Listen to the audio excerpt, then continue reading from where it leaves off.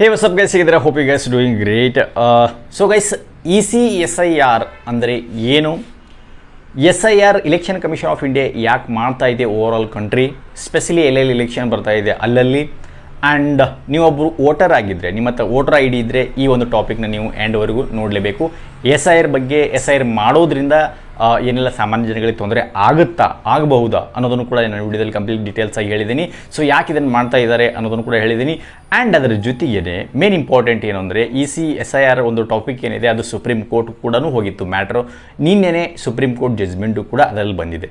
So ಅದನ್ನು ಈ ವಿಡಿಯೋದ ಎಂಡಲ್ಲಿ ಹೇಳಿದ್ದೀನಿ. ಸೊ ಅದಕ್ಕೋಸ್ಕರ ವಿಡಿಯೋದ ಎಂಡ್ವರೆಗೂ ನೋಡ್ತಾ ಇರಿ, ಮಿಸ್ನ ಮಾಡಬೇಡಿ guys. Okay, so first of all ECSIR ಅಂದರೆ ECSIR ಫುಲ್ ಫಾರ್ಮ್ ಏನು? SIR ಅಂತಂದರೆ ಸ್ಪೆಷಲ್ ಇಂಟೆನ್ಸಿವ್ ರಿವಿಷನ್ ಅಂದ್ಬಿಟ್ಟು ಇಲೆಕ್ಷನ್ ಕಮಿಷನ್ ಆಫ್ ಇಂಡಿಯಾ ಮಾಡ್ತಾ ಇದೆ. EC ಅಂದರೆ election commission, right? So SIR ಅಂತಂದರೆ ಸ್ಪೆಷಲ್ ಇಂಟೆನ್ಸಿವ್ ರಿವಿಷನ್ ಅಂತ ಇದರ ಅರ್ಥ. ಇದರ ಮುಖ್ಯ ಉದ್ದೇಶ ಏನು ಅಂತಂದರೆ ನಕಲಿ ಮತದಾರರನ್ನು ತೆಗೆದುಹಾಕೋದು, ಮೃತಪಟ್ಟವರ ಹೆಸರನ್ನು ರಿಮೂವ್ ಮಾಡೋದು. ವೋಟರ್ ಲಿಸ್ಟಿಂದ ನಕಲಿ ಮತದಾರ ಹಾಕಿದರೆ ಆಮೇಲೆ ಮೃತಪಟ್ಟವ್ರು ಏನಿರ್ತಾರೆ ಅವ್ರ ಹೆಸರು ಏನಿರುತ್ತೆ ಅದನ್ನು ತೆಗೆದುಹಾಕೋದು, ರೈಟ್?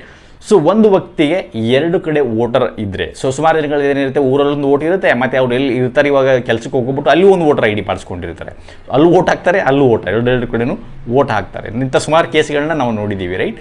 ಸೊ ಅದಕ್ಕೋಸ್ಕರನೇ ಇವ್ರು ಏನು ಮಾಡ್ತಾರೆ ಅಂದರೆ ಅಂಥ ಒಂದು ನಕಲಿ ಡಬಲ್ ವೋಟರ್ಸ್ ಏನಿರ್ತಾರೆ ಅವರನ್ನು ರಿಮೂವ್ ಮಾಡ್ತಾರೆ, ರೈಟ್?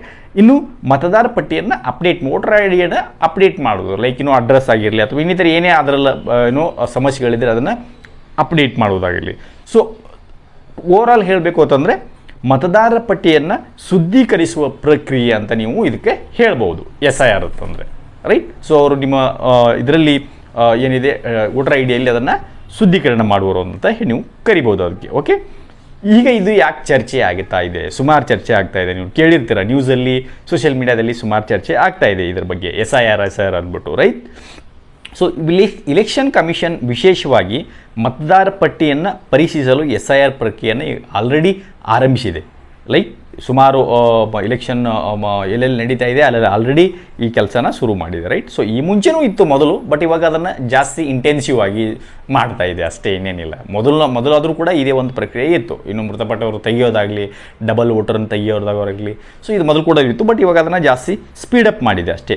ಸೊ ಇದರಿಂದ ಕೆಲವರು ಏನು ಹೇಳ್ತಾರೆ, ಫೇಕ್ ವೋಟರ್ಸ್ ರಿಮೂವ್ ಆಗ್ತಾರೆ, ಚುನಾವಣೆ ಇನ್ನಷ್ಟು ಪಾರದರ್ಶಕವಾಗಿರುತ್ತೆ. ಕೆಲವರು ಹೇಳೋದು ಏನು ಅಂತಂದರೆ ಫೇಕ್ ವೋಟರ್ಸ್ ಏನಿರುತ್ತೆ ಅದರಲ್ಲಿನ ತೆಗೆದು ಹಾಕುತ್ತಾರೆ, ಆಮೇಲೆ ಚುನಾವಣೆ ಪಾರದರ್ಶಕವಾಗಿರುತ್ತೆ, ಸೊ ಒಳ್ಳೆಯದಂತ ಕೆಲವರು ಹೇಳ್ತಾ ಇದ್ದಾರೆ. ಬಟ್ ಆದರೆ ಇನ್ನು ಕೆಲವರು ಏನು ಹೇಳ್ತಾ ಇದ್ದಾರೆ, ಅಪೋಸಿಷನ್ ಅವರು ಜೆನ್ಯೂನ್ ವೋಟರ್ ಹೆಸರು ರಿಮೂವ್ ಆಗುತ್ತೆ ಅಂತ ಹೇಳ್ತಾ ಇದ್ದಾರೆ. ಅವ್ರ ಕನ್ಸರ್ನ್ ಏನು ಅಂತಂದರೆ ಜೆನ್ಯೂನ್ ವೋಟರ್ ಏನಿರ್ತಾರೆ ಅವ್ರದ್ದು ರಿಮೂವ್ ಆಗ್ಬೋದು, ಕೆಲವರಿಗೆ ಡಾಕ್ಯುಮೆಂಟ್ ಸಮಸ್ಯೆ ಕೂಡ ಆಗ್ಬೋದು ಅಂದ್ಬಿಟ್ಟು ವಿಶೇಷವಾಗಿ ಅವ್ರು ಹೇಳ್ತಾ ಇದ್ದಾರೆ, right?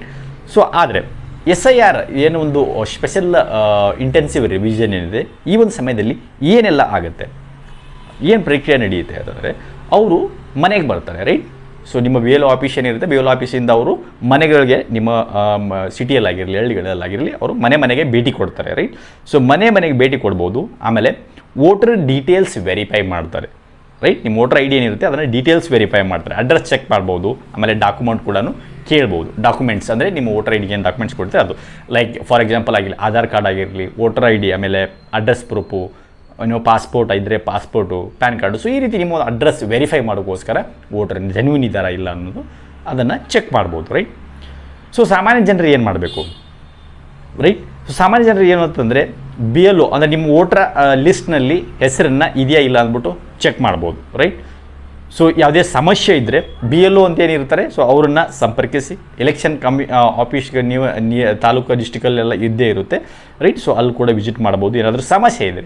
So okay, online voter ಪೋರ್ಟಲ್ನಲ್ಲೂ ಕೂಡ ನೀವು ವೆರಿಫೈ ಮಾಡಿ, ಆನ್ಲೈನ್ ಇಲೆಕ್ಷನ್ ಕಮಿಷನ್ ವೋಟರ್ ಏನಿರುತ್ತೆ ಅದರಲ್ಲಿ ನೀವು ವೆರಿಫೈ ಮಾಡ್ಬೋದು. ಆನ್ಲೈನಲ್ಲಿ ಹೇಗೆ ಚೆಕ್ ಮಾಡ್ಬೋದು ಅಂದ್ಬಿಟ್ಟು ನಾನು ಆಲ್ರೆಡಿ ವಿಡಿಯೋಗಳು ಮಾಡಿದ್ದೀನಿ, ಅದು ನೋಡ್ಬೋದು. ಇಲ್ಲಾಂದರೆ ನೀವು ನೆಟ್ಟಲ್ಲಿ ಸರ್ಚ್ ಮಾಡಿದರೆ ಸುಮಾರು ವಿಡಿಯೋಗಳು ನಿಮಗೆ ಸಿಗುತ್ತೆ.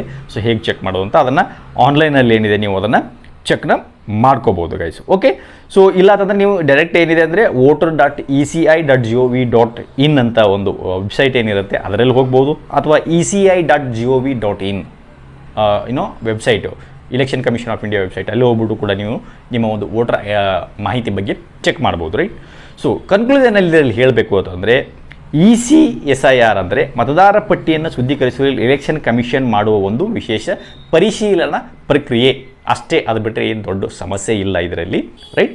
ಇದು ಒಳ್ಳೆಯದಾ ಕೆಟ್ಟದಾ ಅನ್ನೋದು ಜನರಿಗೆ ಅಭಿಪ್ರಾಯಕ್ಕೆ ಬಿಟ್ಟಿದ್ದು. ಆದರೆ ನಿಮ್ಮ ವೋಟರ್ ಡೀಟೇಲ್ಸ್ ಸರಿಯಾಗಿದೆಯಾ ಅನ್ನೋದನ್ನು ಚೆಕ್ ಮಾಡೋದು ತುಂಬ ಒಳ್ಳೆಯದು. ಯಾಕಂದರೆ ಏನಾಗುತ್ತೆ ಅಂದರೆ ಡೀಟೇಲ್ಸ್ ತೆಗಿಯೋಕ್ಕೆ, ಡೀಟೇಲ್ಸ್ ಹಾಕೋಕ್ಕೆ, ಲೈಕ್ ಅಪ್ಡೇಟ್ಸ್ ಮಾಡೋಕ್ಕೆ ಇದೇ ದೊಡ್ಡ ಸಮಸ್ಯೆ ಅಲ್ಲ. ನೀವು ಜೆನ್ಯೂನ್ ಆಗಿದ್ದರೆ ನಿಮ್ಗೆ ಯಾವುದೂ ತೊಂದರೆನೇ ಇಲ್ಲ. ಜೆನ್ಯೂನ್ ಆಗಿರೋರಿಗೆ ಏನು ತೊಂದರೆ ಹೇಳಿ, ರೈಟ್. ಸೊ ಇಲ್ಲೇ ಹುಟ್ಟು ಇಲ್ಲೇ ಬೆಳೆದವ್ರು, ಇಲ್ಲೇ ಎಲ್ಲ ಮಾಡಿಸ್ಕೊಂಡವ್ರು, ಇಲ್ಲೇ ಆಧಾರ್ ಕಾರ್ಡ್ ಇದೆ, ಎಲ್ಲ ಪ್ಯಾನ್ ಕಾರ್ಡ್ ಇದೆ, ಎಲ್ಲ ಡೀಟೇಲ್ಸ್ ಇದೆ, ಪಾಸ್ಪೋರ್ಟ್ ಇದೆ, ಏನು ತೊಂದರೆ ಆಗೋದಿಲ್ಲ. ಎಷ್ಟು ನಮ್ಮ ವೋಟರ್ ಲಿಸ್ಟಲ್ಲಿ ತೆಗೆದರೆ ಹೆಸರು ಇಲ್ಲ ಅಂತಂದರೆ ನೀವು ತಿರ್ಗಾ ಆ್ಯಡ್ ಕೂಡ ಮಾಡ್ಬೋದು, ಯಾವುದೇ ತೊಂದರೆ ಇಲ್ಲ, ರೈಟ್.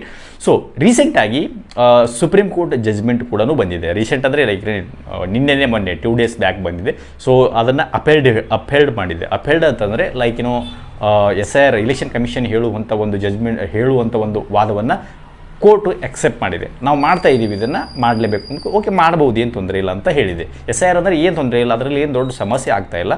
ನಿಮ್ಮ ಡಾಕ್ಯುಮೆಂಟ್ಸನ್ನು ವೆರಿಫೈ ಮಾಡ್ತಾ ಇದೆ, ಅಥೆಂಟಿಕೇಷನನ್ನು. ನೀವು ಅಂದರೆ ಜೆನ್ಯೂನ್ ಭಾರತೀಯರ ಅಥವಾ ವೋಟ್ ನಿಮ್ಮ ಹತ್ರ 2 ಕಡೆ ಇದೆಯಾ, ಅಥವಾ ನಿಮ್ಮ ಮೃತಪಟ್ಟವ್ರ ಸಂಖ್ಯೆಯಿಂದ ಹೆಸರಿಂದ ವೋಟ್ ಆಗ್ತಾ ಇದ್ದಾರೆ ಬೇರೆಯವರು, ಸೊ ಅವ್ರ ಹೆಸರು ತೆಗಿಬೇಕು ಲಿಸ್ಟಿಂದ, ರೈಟ್.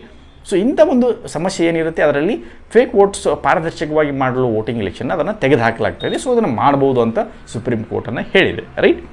ಆ್ಯಂಡ್ ಅದರ ಜೊತೆಗೇ ಇನ್ನೊಂದು ಏನು ಹೇಳಿದೆ ಅಂತಂದರೆ ಇಂಪಾರ್ಟೆಂಟು, ಸೊ ಎಷ್ಟು ಹೆಸರು ಡಿಲೀಟ್ ಆಗುತ್ತೆ ಅದನ್ನು ಅವ್ರ ಗೌರ್ಮೆಂಟ್ಗೂ ಕೂಡ ಸಬ್ಮಿಟ್ ಮಾಡಬೇಕು. ಇವರು ಡಿಲೀಟ್ ಆಗಿದ್ದಾರೆ, ಸೊ ಈ ಸಮಸ್ಯೆ ಇಲ್ಲಿದೆ, ಇಂಥ ಸಮಸ್ಯೆಗಾಗಿ ಇದನ್ನು ಡಿಲೀಟ್ ಮಾಡಿದ್ದೀವಿ ಹೆಸರುಗಳನ್ನ ಅನ್ನೋದನ್ನು ಕೂಡ ವಿತಿನ್ 4 weeks ಅವರು ಸೆಂಟ್ರಲ್ ಗೌರ್ಮೆಂಟಿಗೆ ಸಬ್ಮಿಟ್ನ ಮಾಡಬೇಕು ಅಂತಲೂ ಕೂಡ ಎಲೆಕ್ಷನ್ ಸುಪ್ರೀಂ ಕೋರ್ಟು ಹೇಳಿದೆ. ಸೊ ಅಂದರೆ ಓವರಾಲ್ ಹೇಳಬೇಕು ಅಂತಂದರೆ ಜಜ್ಮೆಂಟು ಇದು ಎಲೆಕ್ಷನ್ ಕಮಿಷನ್ ಕಡೆಗೆ ಗೆದ್ದಿದೆ ಅಂತ ನಾವು ಹೇಳ್ಬೋದು, ರೈಟ್.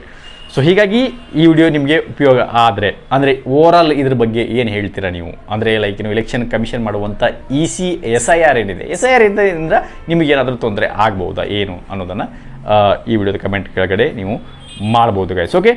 ಸೊ ಹಾಗಾಗಿ ಈ ವಿಡಿಯೋ ನಿಮಗೆ ಉಪಯೋಗ ಆಗಿದ್ದರೆ ಲೈಕ್ ಮಾಡಿ ಆ್ಯಂಡ್ ನಿಮ್ಮ ಸ್ನೇಹಿತರ ಜೊತೆ ಶೇರ್ ಮಾಡ್ಕೋಬೋದು. ಆ್ಯಂಡ್ ಮತ್ತಷ್ಟು ಇಂತಹ ಟೆಕ್ ಅವೇರ್ನೆಸ್ ವಿಡಿಯೋಗಾಗಿ ಚಾನಲ್ ಸಬ್ಸ್ಕ್ರೈಬ್ ಮಾಡೋದನ್ನು ಮಾತ್ರ ಮರಿಬೇಡಿ ಗೈಸ್, ಓಕೆ. ಸೊ ಮತ್ತೆ ಸಿಗುವ ಒಂದು ಯೂಸ್ಫುಲ್ ಇನ್ಫಾರ್ಮೇಟಿವ್ ವಿಡಿಯೋ ಜೊತೆಗೆ. ಅಲ್ಲಿವರೆಗೂ ಟೇಕ್ ಕೇರ್, ಬಾಯ್.